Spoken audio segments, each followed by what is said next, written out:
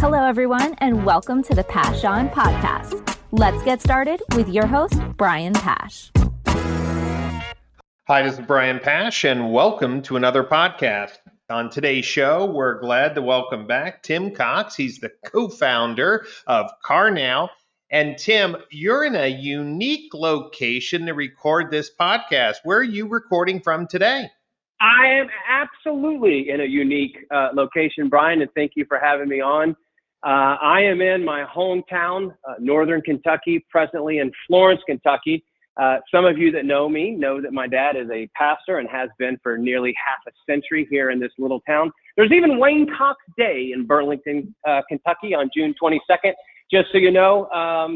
And I am in actually my mother's Sunday school class, so it's very quiet and no interruptions. So you have my undivided and full attention. And hopefully, based on being in a church house, there might be some anointing on this podcast. How about that, Brian? Oh, absolutely. We're bringing some religion.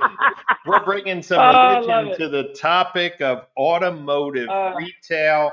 Tim, you know, people specifically have been asking me some odd questions. I'm going to throw this out at you as well. I answer it differently. I'm sure everyone answers it differently, but number of friends, and I was with my brother the other day, and he said, Brian, I don't understand how I'm hearing that the car industry is doing so well with so many people laid off, with so many uncertainties. Why are car dealers hitting all-time records? And then how long is this going to last? Tim, how do you answer that question for people? Well, I can only answer it. I'm no longer in the dealership, obviously. It's just I have to tell you what, based on the conversations that I'm having.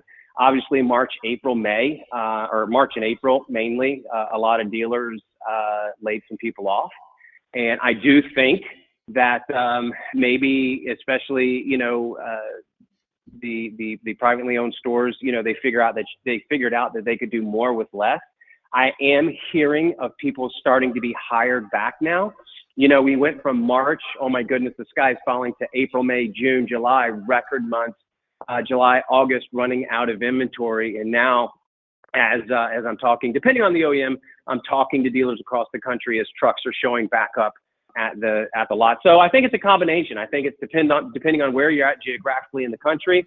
And I do think that a lot of people, once everything was shut down because of COVID in the March and April months, those people are starting to bring people back on now just to handle the influx of customers. Yep. Well, I know that the dealers who laid down a bet on over ordering inventory in March when others were cutting really were paid handsomely. I was talking to a dealer on Long Island, and they happened to buy deep in March and April when other dealers were not. And now they have the inventory, and most of their competitors have gone the last few months of the summer with very little selection. And that brings up the question, Tim, what's the future of retail? CarNow is providing conversational commerce tools, digital retailing, some people call it, or what we might call the future of retailing. When you meet a dealer and they say, well, I'm not investing in any digital retailing tools now, I don't think I need it. How do you respond to that person? You and I had this conversation several days back, and the illustration given was, I thought, beautiful, so I'm going to use it. It's like Starbucks. Starbucks, obviously, everybody knows. Everybody loves their lattes and their frappuccinos and all the other stuff that I can't spell. But Starbucks has an app, and there are people that absolutely live and die by that app. And they buy their coffee and they come in and it's ready and they love it. But there are still a gross number of people that still come in and wait in line and get their Starbucks. So I would it's very similar. There is a lot of people out there that are wanting to shop online. The Carvanas and the Vrooms of the world have taught us, and that coupled with the present state that we're in. Obviously, if you go to a local dealership on a Saturday, you wouldn't, other than masks, you wouldn't think that anything's, because they're, at least the ones I've been to, are flooded. But it's understanding that whether you think you're there or not, there's a great possibility that a large part of your projected market area is wanting to do business this way. Again, just like some people downloading the Starbucks app, some people going into the store. You've got to be, why would you, I always tell people every time I have a conversation, you throw the feed where the chickens can get it. Why would you only throw it on one side of the yard? Why wouldn't you just make sure that you have all the feed spread over the yard to make sure that you can communicate and talk to and touch as many customers as possible? That's exactly what I would say. And one of the things that I've been just realizing is the diversity of human desire and motivation.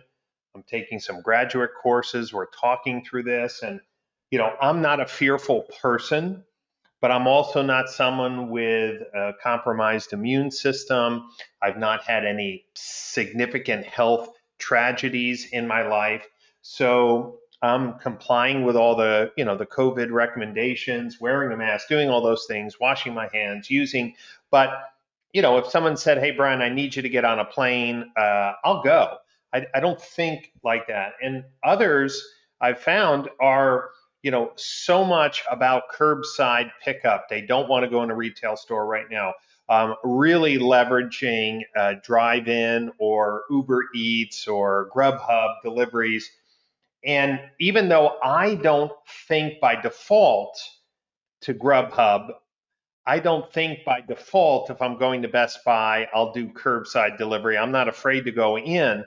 It is a massive change that's been going on for months. And I don't think consumers who maybe are germaphobes, people, and there's nothing negative, that's not a negative statement, it's just how they are. People who don't like crowds, they've been now exposed to alternative ways to do business, and I don't think they're going back. No, absolutely. They're not going back. We have learned, companies like ours, have accelerated not only dealer partnership, but consumers are, in fact, and I think we said this on a podcast several months ago, during the height of this, I had dealers from upstate New York. They weren't in New York City, but upstate New York, call us and say, hey, listen, I have learned now what I was kind of kicking the can, and I have learned now that not only am I ever going to go back, but my customers are not going back because it's quicker, it's easier, and is everything. We need to stop. A lot of dealers say that once it is, and there are some solutions, and there is ways out there right now that a person can do the paperwork, do all the paperwork online, depending on the state. That doesn't require a wet signature, and they're literally done. And consumers are responding to that. And again, it's making it easier, but you have to give dealers, or you have to give consumers choices. I mean, you just do. That's right. And Tim, one of the observations I've been making in this space is that there are a tremendous number of companies coming in and claiming that they're doing digital retailing different than anyone else. I mean, literally, I think it's a company a week over the last 2 months that I've seen. It's like, well, what are you doing? Well, we're providing ways to pencil your deal online. What are you doing? We're making it easy for someone to buy a car online. And at some point, it reminds me of the early days of automotive websites where there was over 20 website companies. Today, there's really about 7 website companies that dealers choose from and that represent best in breed technology. Tim, how do you tell dealers who are being bombarded with different digital retailing platforms, how does your platform differentiate from other choices? Well, and I can't wait to share this at AAAS. Did I get enough A's in there, by the way? You did, and I've been calling it the triple. I call it the AAA Summit now, so it sounds better. Well, I would respond that because we are going to be a little forward here at AAS and making some claims, and I would respond to it this way. We've been doing it longer than nearly everyone else, and the key is, do you want your dealership to look like every other dealership that uses that platform? Every other dealership that uses that particular platform, whatever platform that is, do you want to be unique? What we do at CarNow is we let the dealership be the star. We sit and we consult with that dealer. That's everything from color of the CTA to wear the CTA to how many seconds do they want to entice with a poke that customer to engage, to the look of the entire landing page. All of that is created. We've got great partners like, for example, Enterprise Car Sales. We've been fortunate enough to have all 135 Enterprise locations, and that is a custom experience to that customer that differs from a Kuhn's Concierge, or that differs from a Don Franklin Fast Pass or a Newton Fast Pass. They are all different. So the biggest thing is being able to let the dealer be the star instead of, you plug in said DR provider and that looks, that looks the same on every single one of their sites that they're using that platform on. Create your experience. We said it. Glenn, your brother said this. David Kane said this several months back. I'm not sure who branded it. Experience is the new brand. And no matter what widget you put on your website, it is not the field of dreams.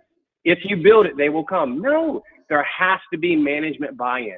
And the management buy-in that it takes, they're coupled with and look, we're going to be a little bit more forward. We're the most awarded digital retailing platform in automotive, period.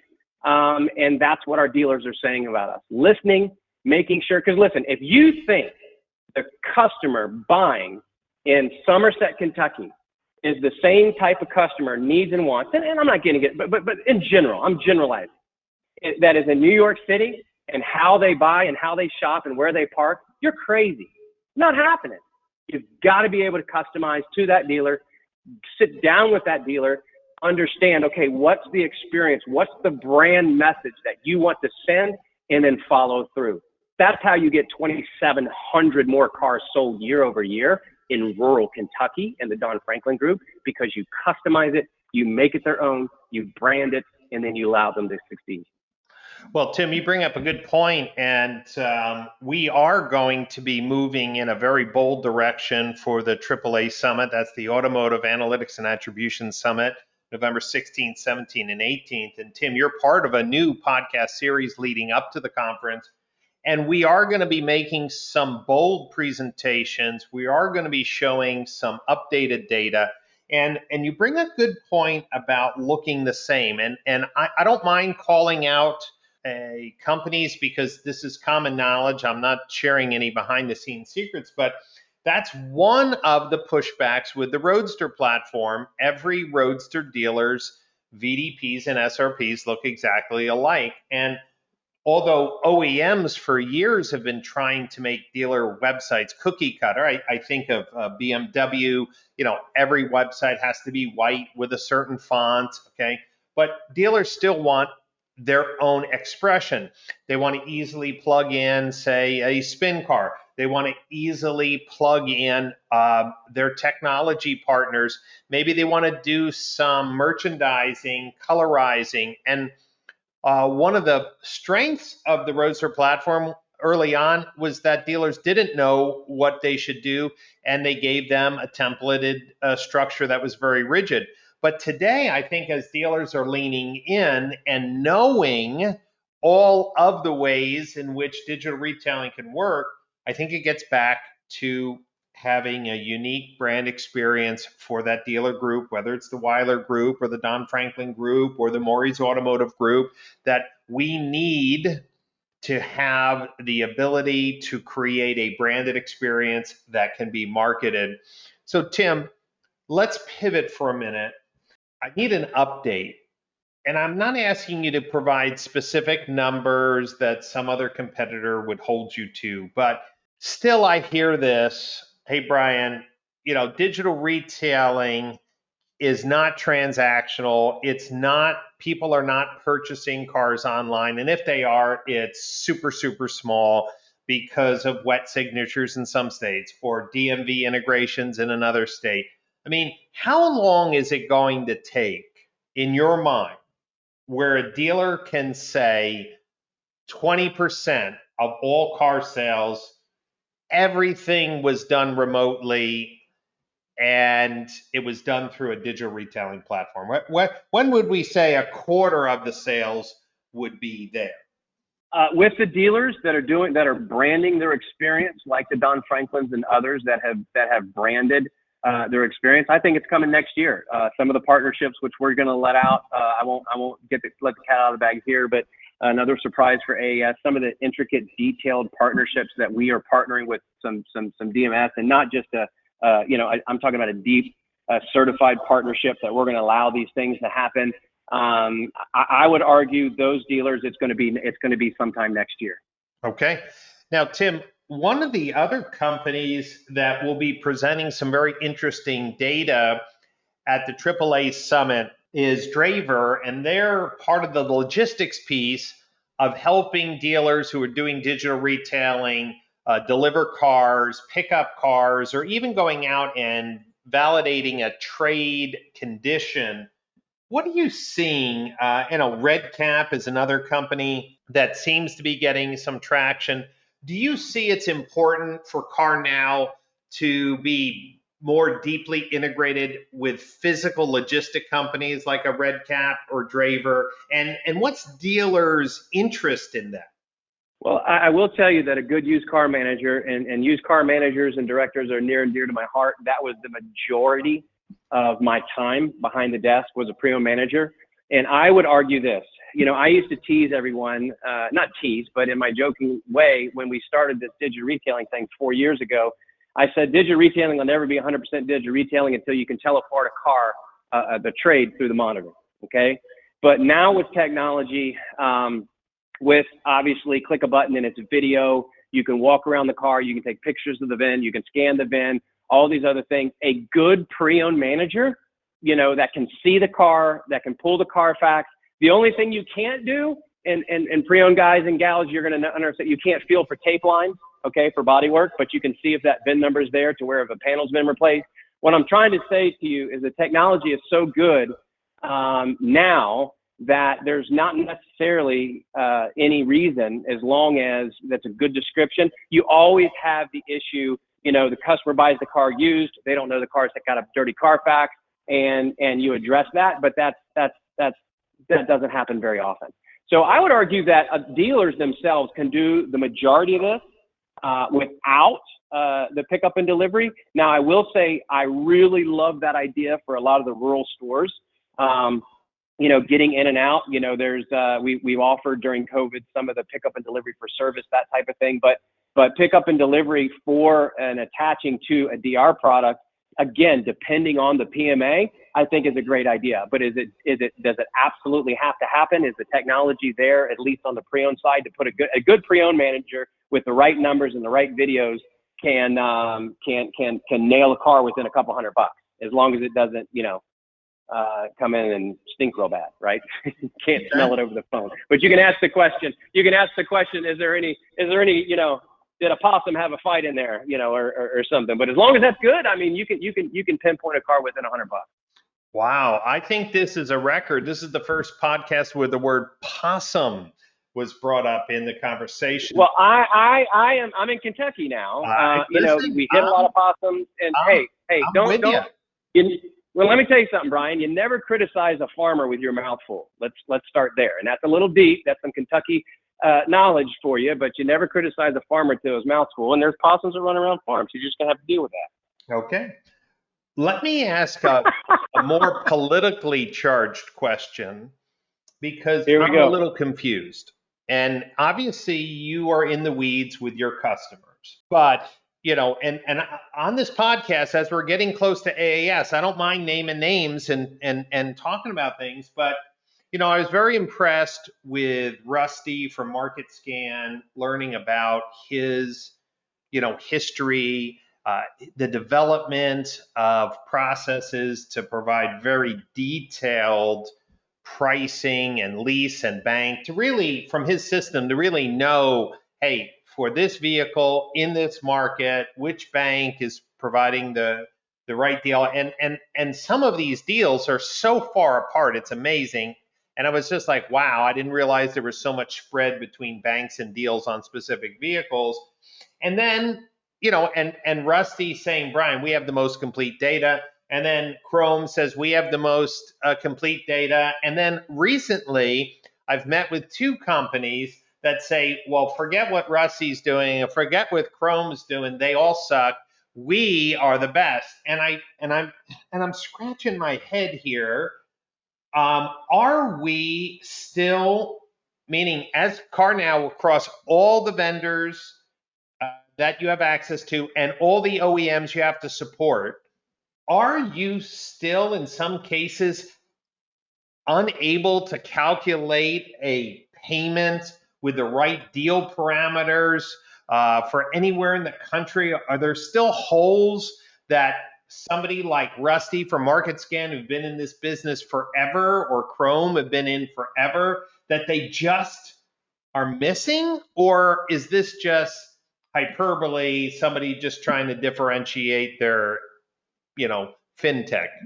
Well, here's the deal, and we always like to laugh and joke, but I'm serious now. Not that I haven't been serious before, but we're having fun, so I'll continue. That technology's been around 20 plus years.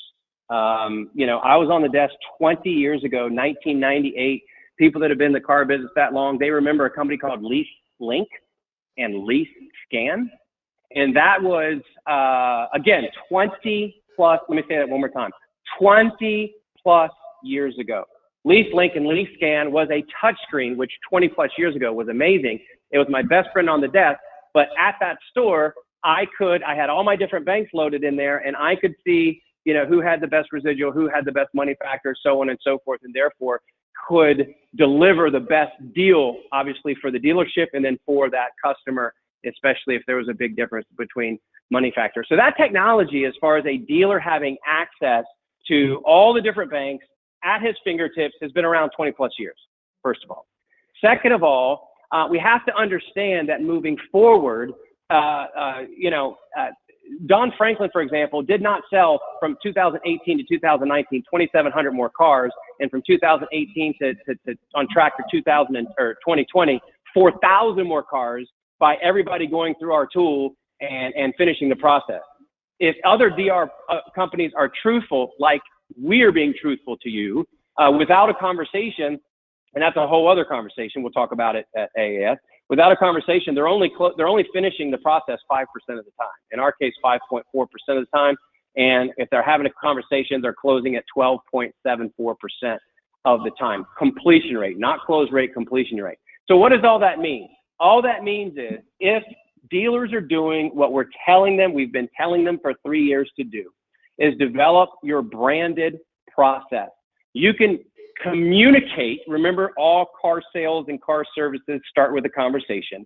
Communicate at the proper time, jump in with that customer, help them along the process, and then you have that data at your fingertips to help them along to either better the deal or get them exactly where they want to take that deal across the finish line. So that would be my response. Again, that technology has been out a very, very long time for dealers. It's how dealers utilize it that's going to make the difference. Well, Tim, I love your passion, and I know that your workshops at our conference are always jam-packed, and it will be the same for our virtual conference in November. Would you give our listeners a little teaser? What do you have in store? What do you want to talk about that would give dealers a competitive edge, a better understanding of the opportunities for today's automotive retail environment? Well, I want to start with saying it's okay that you don't understand. I would say that I'm probably, we were talking about this before the podcast, I'm probably in the majority. I started in the car business right 2 miles from where I'm standing right now at Jake Sweeney Hyundai in 1989. I was promoted at, I think, 24 or 25 when I went to Atlanta to F&I director. I did not know the true definition of rate reserve. Let me say that again. I was a finance director and truly did not know the definition of rate and reserve. And I, quote unquote, faked it till I maked it, right? And I know that's bad English, but that's okay. And I would argue that come to the workshop and listen, because it's okay. And then as I continued to get promoted, and now we're in charge of, sometimes tens of thousands and sometimes hundreds of thousands of dollars a month with pay-per-click. And how does digital retailing fit in there? I want to arm you with a step 1, step 2, step 3 guide to hold, including CarNow, your vendors accountable. And it's okay to say that you don't understand and reach out and where you can get help. But what to look at to see what you're spending and what is an actual lead.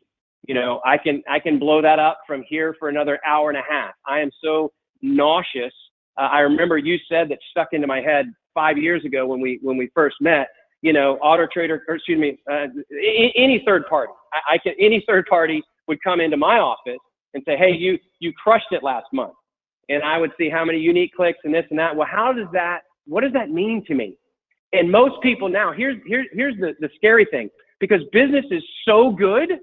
It's so good right now that I think in the several months, I'm not preaching doom and gloom, but when it does slow down, complacency is going to sit in, and the things that we're doing now are not, it's not going to fly, because we're going to have to work a little harder. All I'm saying is we're going to show you, not my ideas, but from other CMOs and other dealership personnel, how to look at your source report, not only your source report, but sub-source, and find out what's working. Do you spend $2,000 on a particular campaign and sell 40 cars, or do you spend $12,000 and you sell 20 cars, unpacking each one of those and doing matchbacks and so on and so forth? And then when you partner all of that with your single brand experience that you're branding your dealership or your dealership group, what it looks like on the other end. So that's what we're going to serve our dealers. We're going to serve people, whether you're a partner with us or not, and truly help the person that I think there's a lot of me out there,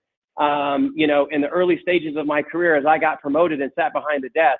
And sometimes your pride is too big to say, "Hey, you know what? I don't know." So we're just going to leave all that at the door. We're going to really get our hands dirty and dial in, talk to some great people across the country, and give you a step 1, 2, 3 on how to do that. And at the end of the day, how to brand your message and your digital retailing message that you want to send to your clients.